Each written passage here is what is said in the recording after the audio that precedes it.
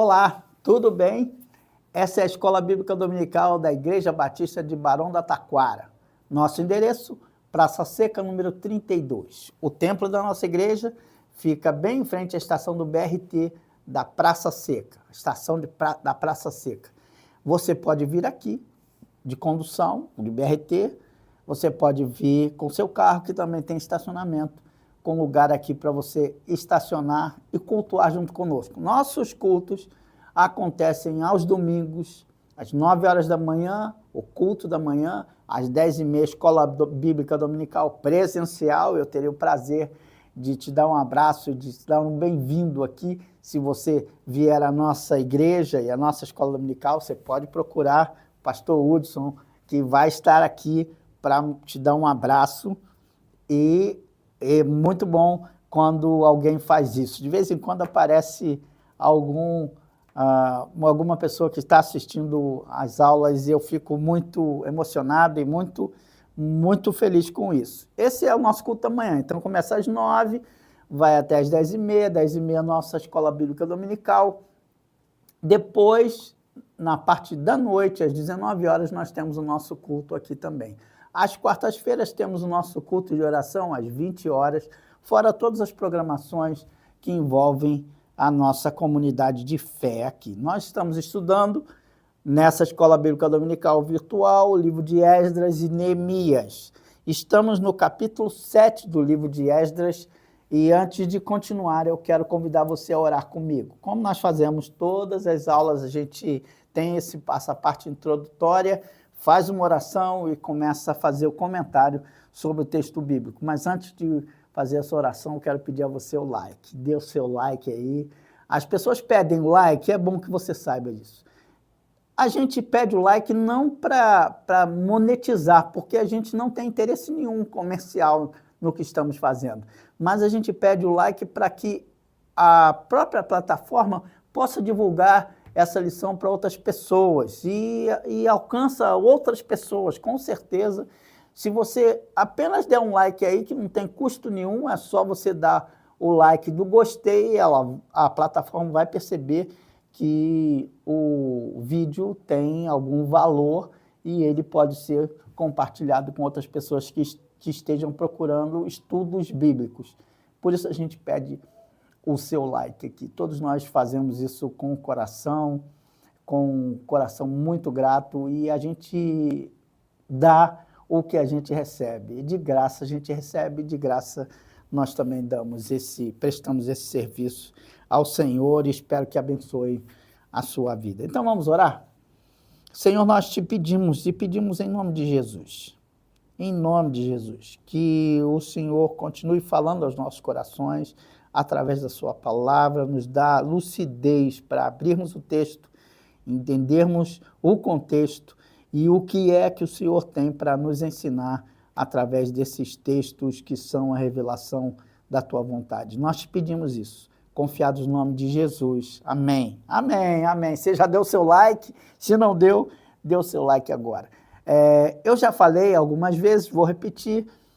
O livro de Esdras e Neemias formam um único bloco na Bíblia hebraica. Eles estão na subdivisão dos escritos, e os escritos têm um objetivo diferente da lei. A lei, você sabe, que é determinar os parâmetros do nosso comportamento moral, e também dos profetas, que os profetas é aquela organização, os profetas formam aquela organização que fazem com que nós lembremos do que a lei determina e faz uma comparação do como nós estamos procedendo e como a lei diz que nós devemos andar. E os escritos ensinam a gente a viver. Por isso a poesia está inserida nisso, por isso a história está inserida nisso.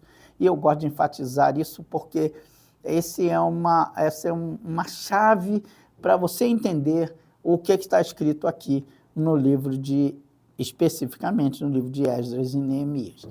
Uma outra coisa também que é bom que eu e você e todo mundo que estuda o livro de Esdras entenda, que o livro é de Esdras, mas na Bíblia hebraica, mas ele conta a história de 3 grandes personagens: Zorobabel, Esdras e Neemias. Até o capítulo 6, a história, os dois líderes que aparecem com muita força são Zorobabel e Jesua. Zorobabel, um descendente de Davi, como havia sido prometido, descendente de Davi ali. E o sumo sacerdote que acompanha Zorobabel e Jesua, até a construção do templo. O templo foi construído, a gente viu na lição passada, demorou, mas ele foi construído e foi graças à intervenção de Ageu e de Zacarias. Agora, no capítulo 7 do livro de Esdras, os personagens são outros, porque no capítulo 7, Esdras entra na história. Aqui sim começa a história de Esdras. E eu quero compartilhar e quero ver com você isso no capítulo 7, no versículo 1. Você vai logo perceber o valor desse homem, desse grande homem de Deus chamado Esdras. Veja lá. Muitos anos depois, durante o reinado de Artaxerxes, o outro Artaxerxes, rei da Pérsia, havia um homem chamado Esdras.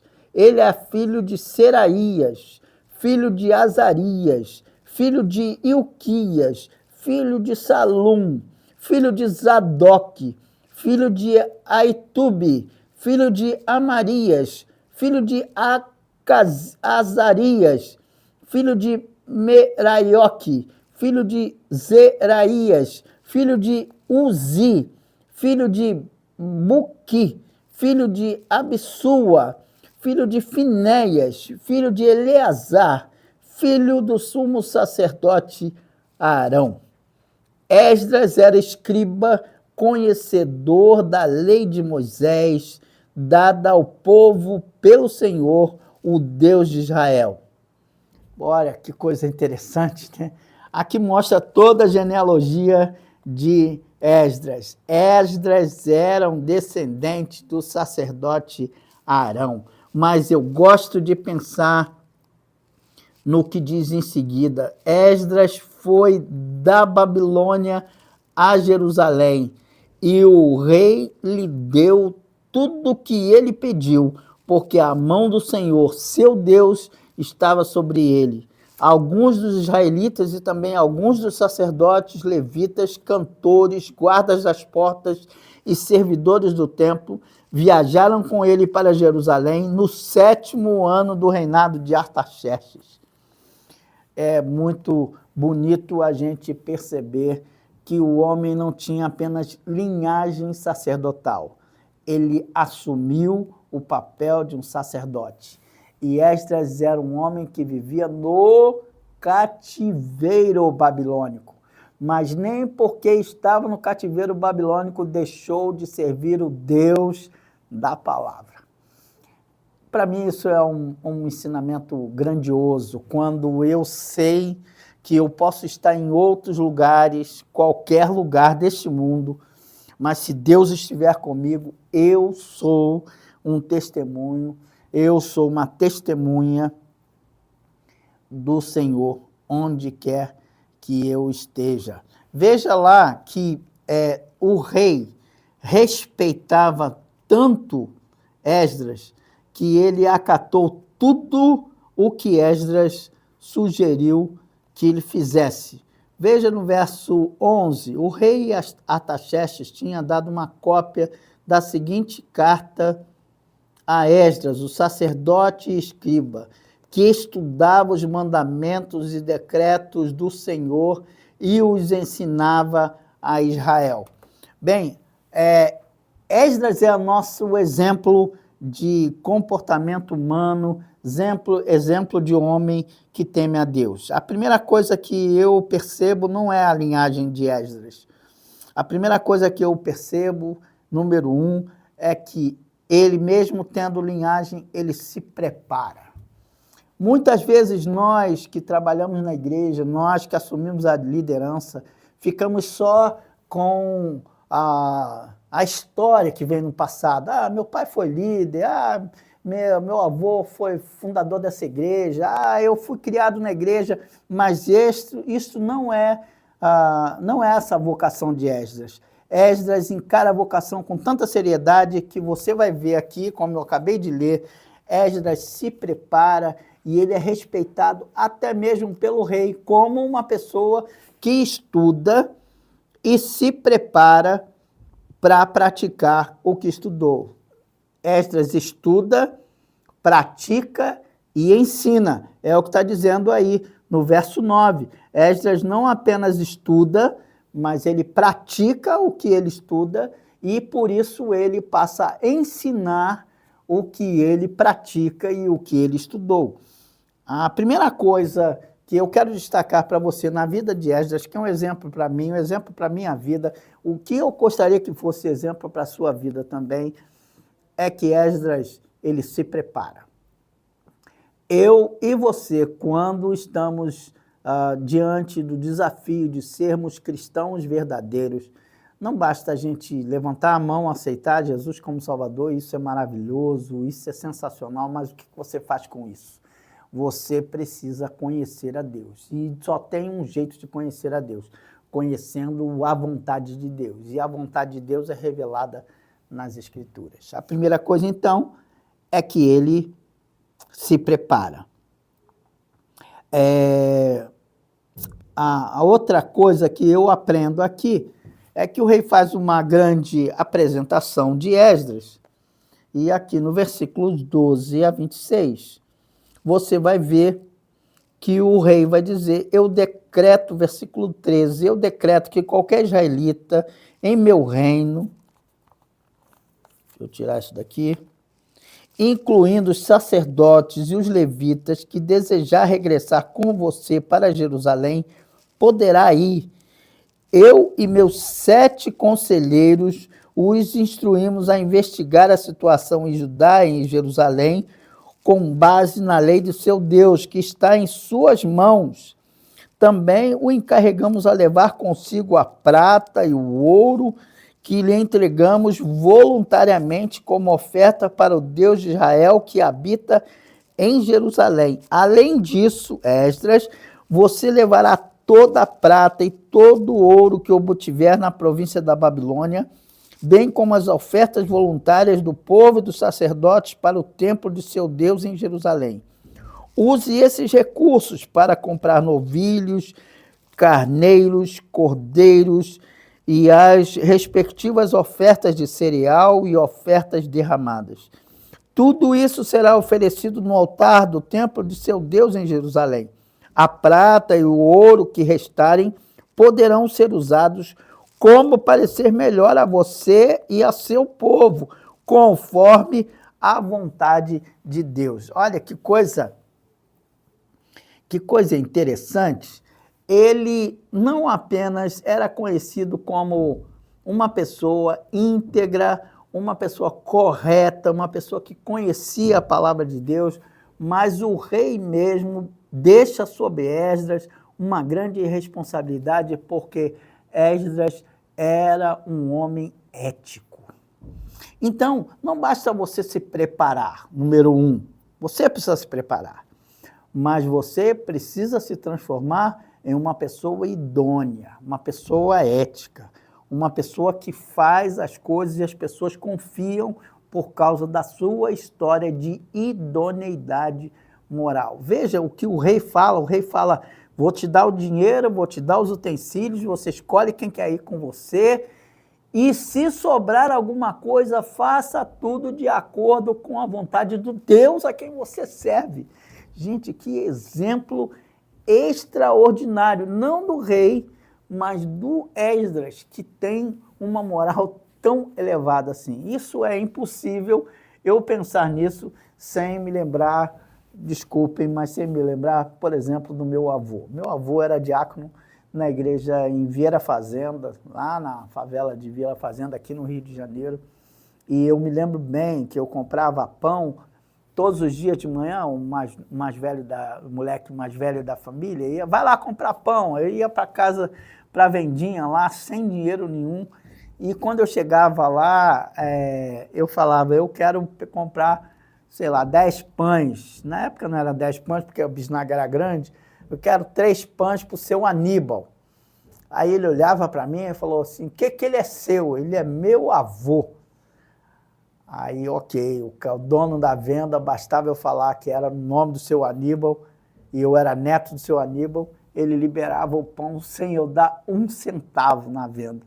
Gente, isso me impressionava, e de vez em quando eu ia lá com meu avô, e ele sabia que eu era neto do seu Aníbal. E aí ele falava, quando esse menino vier aqui, eu nunca vi ele pedir uma bala. Aí o meu avô falava, se ele pedir uma bala que seja no meu nome, você pode confiar, porque ele é meu neto, ele vai falar a verdade para você. Olha que susto que eu levei, eu tinha, sei lá, uns 7 anos, 5 anos, e eu tinha muito medo de falar qualquer coisa lá, porque o homem dava relatório de tudo para o meu avô, mas o que me admirava era poder pegar as coisas sem dinheiro nenhum, porque o cara acreditava no meu avô, e ele sempre falava uma coisa que você deve conhecer também, eu valho mais do que um fio do meu bigode, a minha palavra vale muito mais do que isso, né? Ele prometia e ele cumpria, isso é um grande exemplo para a gente. Então a primeira coisa é que Esdras, mesmo com linhagem real, ele não se acomoda a isso, ele se prepara, ele estuda, e ele agora vai desenvolver um caráter ilibado. Veja, tem mais 2 coisas que Esdras me ensina aqui. Você vai ver que Esdras vai reunir as pessoas, vai fazer uma viagem de cerca de 5 meses com todos aqueles utensílios, mas você vai ver nesse texto do capítulo 7, versículos 27 e 28, eu vou ler aqui, versículos 27 e 28.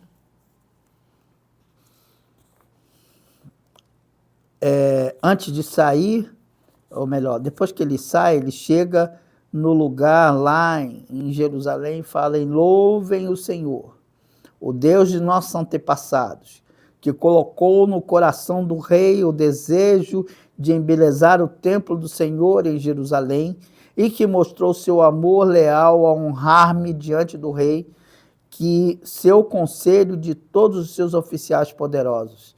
Senti-me encorajado, porque a mão do Senhor meu Deus estava sobre mim, e reuni alguns líderes de Israel para voltar comigo a Jerusalém. Essa é a oração de Esdras louvando ao Senhor. A outra coisa que eu aprendo com Esdras, que não apenas ele se prepara, não apenas ele tem uma idoneidade exemplar, mas Esdras serve.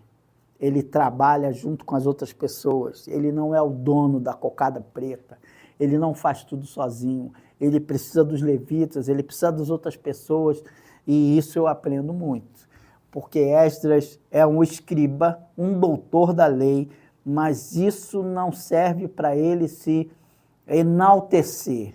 Esdras serve ao Senhor, porque o Senhor estava com ele. A gente só serve a Deus como serve outras pessoas. Se o que eu faço aqui, junto com a equipe que está do meu lado, servir para abençoar você, eu estou servindo a Deus. Se o que eu faço aqui só serve para exaltar o nome do professor, eu não estou servindo a Deus. O serviço a Deus é sempre o serviço ao próximo. A gente aprende isso com muita clareza no Antigo Testamento, no Novo Testamento, mas no Antigo Testamento está muito claro aqui que Esdras servia a Deus, servindo ao povo, por isso ele saiu da acomodação lá do comando persa, com toda a moral que ele tinha diante do rei, ele reivindicou, ele conseguiu tudo que ele queria, mas tudo que ele queria era para abençoar as outras pessoas. É muito bonito você ver como é que se forma um cristão de verdade. É muito bonito você ver como se forma um líder de verdade. Aqui ainda não é cristão porque Cristo não tinha vindo, mas nós sabemos que quando Cristo entra no nosso coração, isso a gente sabe pelo Novo Testamento, há uma mudança da nossa vida. aí nós nos tornamos nova pessoa, uma nova criatura, tem um novo jeito de ser, e o nosso jeito de ser é parecido com Cristo. Então, Esdras se prepara, ele é íntegro, ele é honesto, ele serve os outros, e uma coisa para terminar aqui, que é muito clara, desde o começo você percebe que ele está sendo observado por todas as pessoas, até mesmo pelo rei. Eu e você estamos sendo observados pelas outras pessoas. O nosso comportamento vai dignificar ou não o nome do Senhor a quem nós servimos. Você é importante naquilo que você faz. Se você faz com excelência, as outras pessoas vão agradecer a Deus por você. Por isso, lá em Mateus está escrito que o nosso trabalho é abençoado quando abençoamos as outras pessoas. Bem-aventurados sois vós quando fizerem as coisas e as pessoas perceberem que vocês fazem em nome do Senhor. A minha oração é que eu e você aprendamos com Esdras, com esse exemplo de homem de Deus, que se preparou, que foi um exemplo ético e moral para a sua época, um homem que serviu as pessoas da época e que, mesmo sendo observado, ele continuava com o mesmo comportamento moral. Esdras é tão ético que ele já tinha falado tão bem de Deus que ele aguardou o medo dele. Se você for olhar no final do capítulo 7, ele se arrependeu de não ter reivindicado com o rei uma guarda para acompanhá-los de volta para Jerusalém, porque eles estavam com muitos tesouros. Então ele pede a bênção de Deus para fazer essa viagem e ele mesmo se arrepende de não ter pedido a ajuda do rei, mas ele falou, Deus vai me proteger, Deus vai me guardar, Deus vai me guiar até chegar a Jerusalém. E quando ele chega a Jerusalém, faz essa oração que eu li para você, lindíssima, de louvor e de gratidão a Deus, porque Deus honrou o seu servo, mas o servo que é fiel a ele. A minha oração é que Deus possa te abençoar e possa ajudar-nos, a mim e a você, a sermos pessoas dignas de sermos chamados cristãos. Tchau, boa semana, Deus abençoe você. Amém.